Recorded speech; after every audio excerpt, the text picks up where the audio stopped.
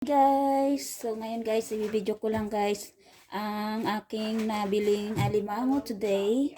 So ang gagawin ko po dito guys ay magiginataan akong alimango.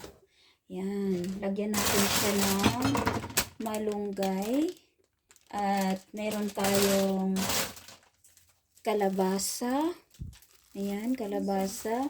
Lagyan din natin guys ng ito yung ating panggata. At syempre, maglagay tayo ng luya. Kanya-kanya kami silang live. Luya, sibuyas, at luya, tsaka bawang. So, yan po guys, ang ating mga ingredients. Yan. So, hugasan muna natin ito guys. Wash muna natin itong alimango.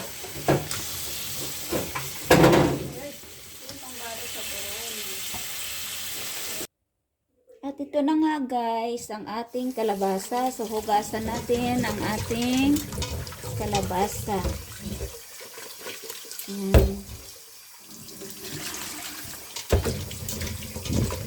Hugasan natin ng maayos.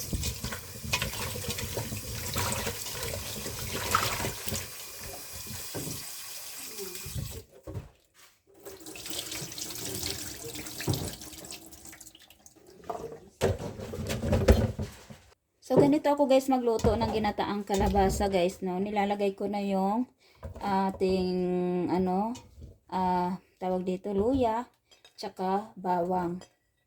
Yan, lagay na natin yan. Tapos, lagyan natin ng asin. Tinitimplahan ko na yan siya guys. Tinitimplahan ko na siya. Tsaka, nilalagyan ko din siya ng konting paminta lang na durog.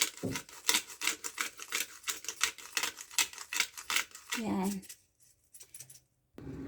Hi guys, yan na yung ating malunggay na ilalagay natin sa ginataan nating kalabasa na may alimango. So guys, abangan nyo mamaya ang aking video. Ayan, masarap po yan ang aking lutong ginataang kalabasa na may alimango na lalagyan natin ng sili at saka malunggay. Nating ginataang alimango.